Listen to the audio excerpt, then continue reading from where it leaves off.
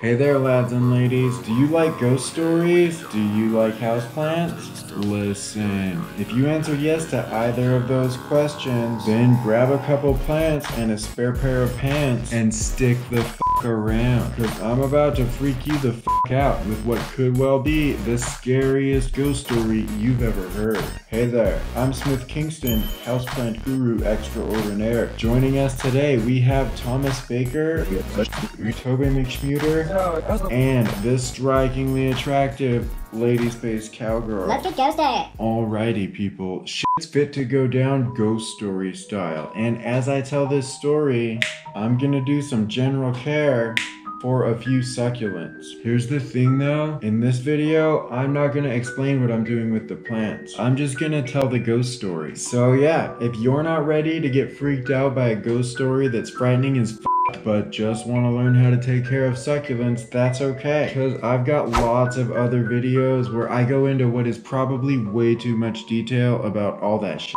Listen, there was a dude, okay? And this dude's name was Todd. Todd. Yeah, Todd. Anyway, Todd lived a long time ago in like the 1800s. Here's the thing though. You know who didn't live in the 1800s? At least anymore?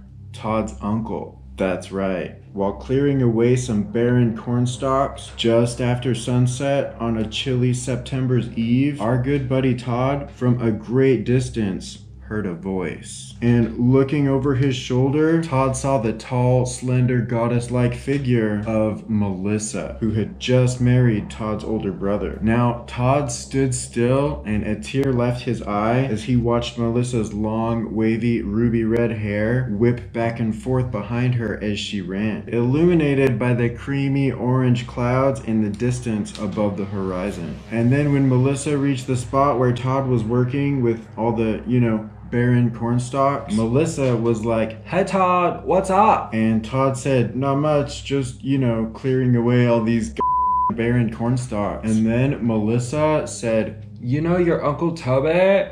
And then Todd said, "Yeah." And then Melissa said, "Well, he's dead." I mean, come on, it's a good name. Now, in reality, Todd didn't know his Uncle Toby, and that's because nobody knew Todd's Uncle Toby. That's right, Toby was a hermit.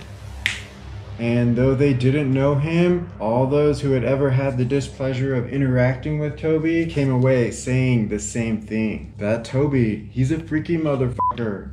Luckily though, there were few who ever even got to that point, because Toby lived alone in a teeny tiny cabin deep in the woods a good distance from Todd's barren cornstalk ridden farm. Listen. Strange things happened in that forest. People would enter and then emerge weeks later, swearing that they had only been gone for a couple of hours. At least if they were lucky. Others would enter and never return. Even the animals in that forest were different. They were all skinny and gaunt with missing patches of fur. Some of them had big yellow eyes, and all of them were salty and bitchy towards pretty much everyone who ever went in there. Now, let's be real, we don't have all the facts, and maybe this wasn't all Toby's fault. And yeah, this did happen a long time ago, but Toby was the only human living in there, so, kinda suspicious. Anyway, after hearing the news of his uncle's death, Todd left his farm and, accompanied by his tall, slender goddess of a recently acquired sister-in-law, walked to his older brother's house, where his brother told him that he was gonna have to go and sit with his dead uncle in his cabin. And yeah, Todd's brother should have been the one to go since he was the oldest and all, but hey, he had a lot going on that weekend. He had several light fixtures to install, and he had to fix the garbage disposal. Plus, there was a load of gravel that was scheduled to be delivered on Monday, and he kind of had to stick around and help get ready for that. You know how it is though, when friends get married, they can't hang out, play video games, or really do anything anymore. It's like they fall off the face of the earth. So yeah, Todd agreed to go and sit with his dead uncle in his cabin. Now, a quick side note, I guess that was a thing that people used to do in the old days. Whenever somebody died, all their friends and family would, I guess, go and sit with them for a day or 2 days or 3 days. I don't really know how long was normal. I guess I should Google it before I tell the story, but You know how it is. Anyway, they did this in order to make sure that their dead friends and neighbors were actually dead. And this was because, for one reason or another, lots of freshly buried bodies would get dug up by scientists or evil doctors or grave robbers or whoever. And it was found that even though they had been laid to rest in what was, I guess, a peaceful, restful position, once exhumed, they were said to have been found in contorted, freaked out positions, and oftentimes the insides of the coffins were all shredded and scratched, as if the people buried therein had been trying to escape for hours or maybe even days, before eventually dying for real, I guess, from all the suffocation. Also, that's another thing. If you're a grave robber or a doctor or an evil scientist and you do find some contorted corpses that you're pretty sure were probably buried alive, how do you go about raising awareness? Do you hold a press conference and be like, hey guys, listen, don't worry about why I've been digging up all your freshly buried, recently deceased friends and neighbors, but here's the thing. Right.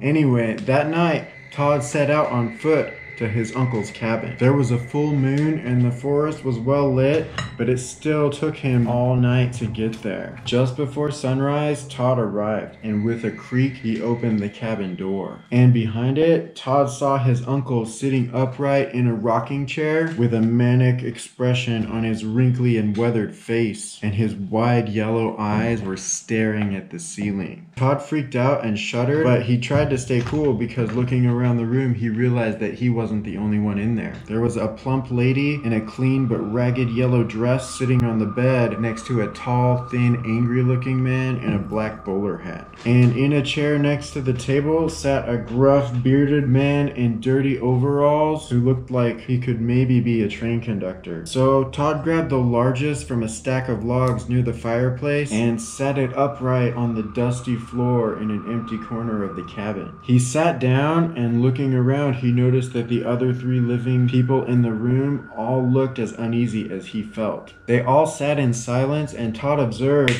as each of the others would stare at the floor until their eyes would, for a fraction of a second, dart toward the wide yellow eyes set deeply into the seemingly horror-stricken face of Todd's dead Uncle Toby, and then towards the dirty, cracked cabin window, and then back at the floor. And the tension and uneasiness in the room seemed to grow and grow until the gruff, bearded train conductor looking dude rose from his chair. They won't close, said the plump lady in the yellow dress. We tried earlier, said the tall, thin, angry-looking man. Without a word, though, the bearded man reached into his pocket. Todd heard a clinking sound before the man withdrew 2 silver dollars. And silently, the man placed a shiny silver dollar over each of Toby's freaky, buggy yellow eyes. And the uneasiness within the cabin didn't leave entirely, but Todd heard each of his 3 still living companions take a sigh of relief before sighing himself. Todd never saw the sun that day, but he watched as the light coming through the dirty, cracked cabin window grew more and more yellow, and then faded from yellow to orange. As the last of the blue light from the window began to falter, the tall, thin, angry-looking man withdrew a candle from a wooden box under the bed. The man lit the candle and then placed it on the table.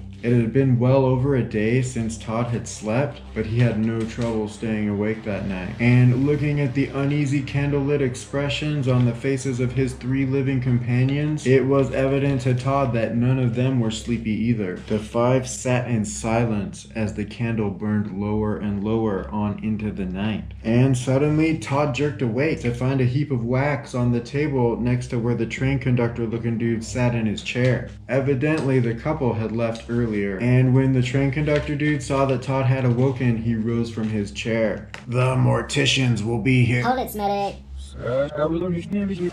Really, guys? Come on. Don't tell me the train conductor said it. Okay. The funeral directors will be here a little before noon, said the gruff, bearded train conductor looking motherfucker. He walked towards the cabin door, and with a deafening creak, he opened it. Your coins, said Todd. He needs them more than I do, said the man before the door creaked shut behind him. Todd sat in silence with his uncle for what felt like a much longer span of time than the eternity that he had already spent in the cabin. He heard the sound of horses and then voices. Todd jumped off the log and looked through the dirty cabin window to see a wagon approaching the cabin. Looking over his shoulder, Todd saw his uncle in the high-backed rocking chair, and he heard the voices approaching the cabin. He knew that he had only a second. With a creak, the cabin door opened behind him. Todd could feel the two men shudder as they saw the wide yellow eyes set deeply into his uncle's horror-stricken face, staring at the ceiling of the cabin. Todd heard the 2 coins clink together in his pocket as he stepped through the cabin door and down onto the forest floor. The door creaked shut behind him. Todd spent one of the $2 on a soda on his way through town on his journey back to the farm. Hold it, Smitty. I know, it must have been a pretty good soda. I mean, when you think about it, Todd had a pretty rough weekend. So yeah, in a situation like that, only the best will do. Plus, he was probably feeling like kind of a high roller. He was ready to live the VIP life after having spent an entire month dealing with all those barren cornstalks. Oh my gosh. Todd didn't go to the funeral because nobody went to the funeral. I mean, let's be real, that Toby, he was a freaky motherfucker. He did keep that other $1 though. He kept it in his pocket all the time. I guess as sort of a good luck charm. Until October, when he got really thirsty one day and wanted another classy expensive soda. So he went back into town, but as he approached the shop, he noticed that the soda shop was closed, which was weird because it was Friday. They like never found the body. Todd turned around.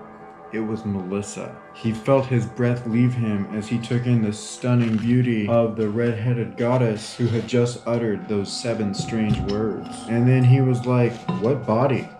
And Melissa said, the soda shop dude. And then Todd said, what? And then Melissa said, yeah.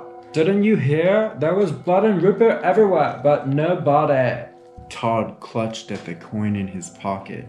He didn't sleep at all that night, nor did he sleep much over the course of the next few weeks. The cabin, he thought.